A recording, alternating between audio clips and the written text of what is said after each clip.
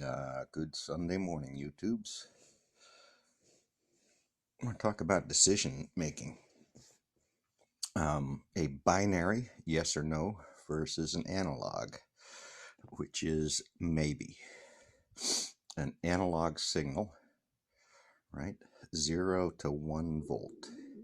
If you have half a volt, is that yes or no? How do you put half a volt, one half of something, into a logical decision? So a logical decision is a 0 or 1, right? You've got no choice but to choose one or the other. So very easy way to make life simple is turn it into a binary, singular decision between a 0 and a 1. And that is, simply put, stinking thinking.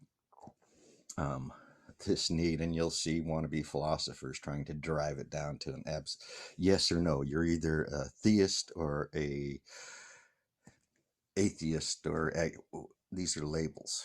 These are kind of meaningless labels that people use to either berate, belittle, or qualify or associate, and in the big scheme of life don't mean a whole lot.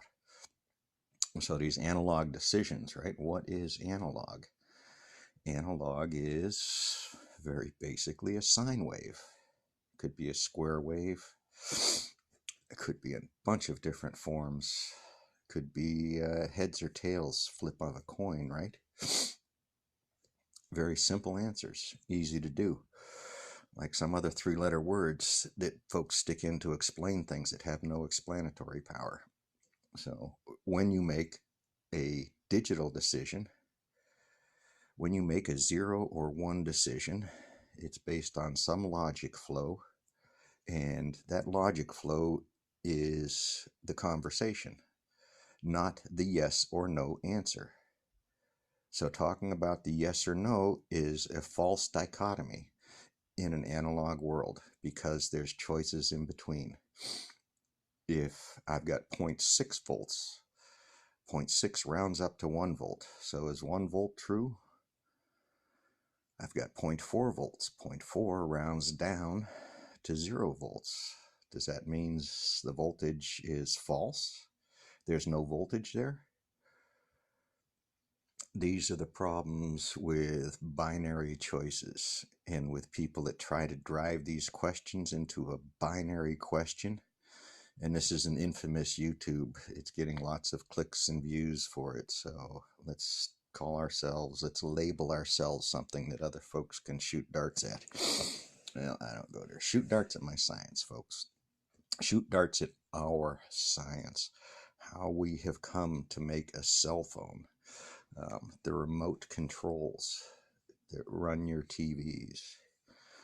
Okay, you make an analog decision, or I want to watch channel 7. Right? Channel 7 was just a binary decision. Yes or no, do I want to watch 7? What the hell does that mean?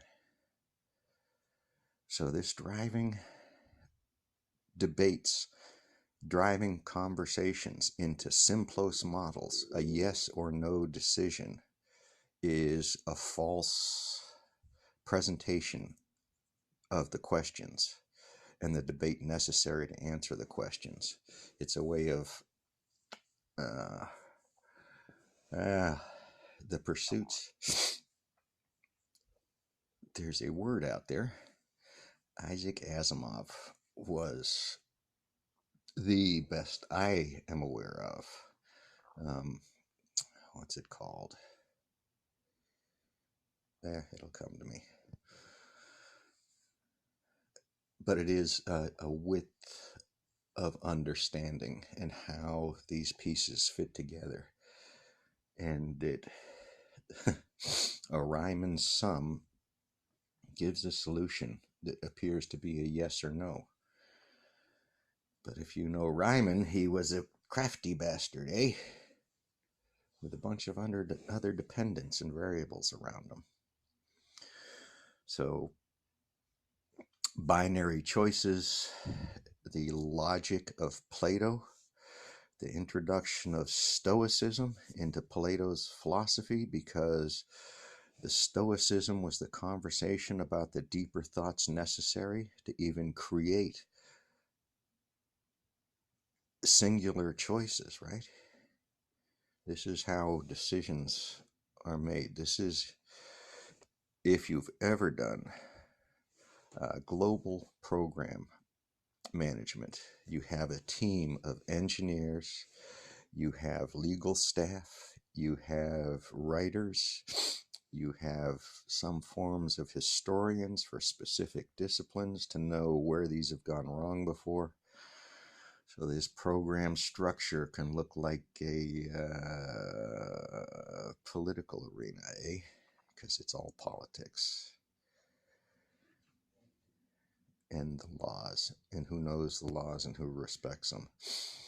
So, I don't accept your binary questions. You can't start a debate with a binary question unless you're going to debate how you built that question and its relevance and weight. The question of God in nature is an unnecessary question. If it is found there, if a supernatural is found, someone would certainly have some type of recognition for it among the globe. Things like science recognition is a global recognition of a new piece of learning, a new construct, and how we understand the world and how we can use one tiny piece, how we use nuclear theory to get energy for our lights, how we use nuclear, atomic, subatomic particle theory to make the parts, to get the pieces that went into making this cell phone. There was binary constructs at the end because the right ultra high purity materials had to go into the right base, which is a silicone substrate that makes electronics, and you dope it with a little bit of arsenic or any other number of things to change its molecular crystalline structure, right? So these crystals are flowing electrons, which look like a liquid, kind of, and it didn't get any easier, did it? It's not any easier. Politics is a false way to get to an answer. You use reason and knowledge and education and science and beliefs and philosophy to get to a reasonable decision for all.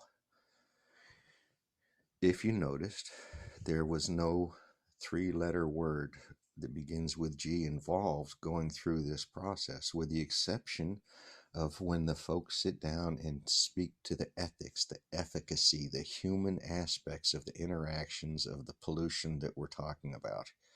Whether the pollution is vocal, the words coming from someone's mouth, or it's from a little pipe 20 feet under the ground that dumps something out in the ocean that people have forgotten about or don't talk about.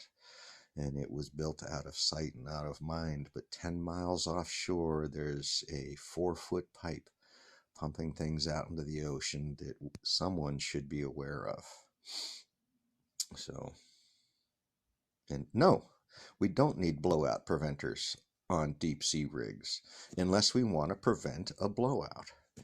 That's why they were invented. That's what they're for. And yet we're talking about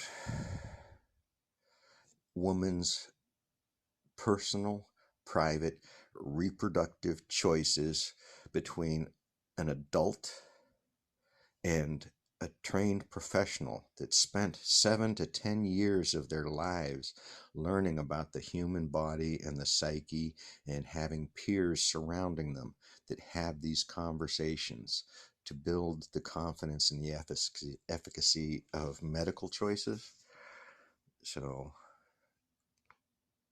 I didn't make this any easier, did I? These conversations aren't had, are they? You don't get it from the pulpit. The pieces of this you might get would come from a college course or from a YouTube, but my conversations belong at a collegiate level, a respected educational center level, where people can talk like this and have free flow conversations and don't read one book, one dated, ancient, poorly written piece of text is not the basis of our lives today. The basis of most of our American lives is suburbia and television. Peace out, my friends. Find some unity. We need to support the older voices. You need to replace us. You need to join in and build upon what folks have spent decades trying to understand and still don't. That's my Sunday sermon, folks. God bless. Peace out. Thoughts and prayers, love and peace, and however that goes, which I lots of hand signs. Let's do all kinds of hand signs so that, ote buckwheat, because somewhere in there was something that meant something to somebody to get all pissed off about. So thank you, folks. And to those that even listen,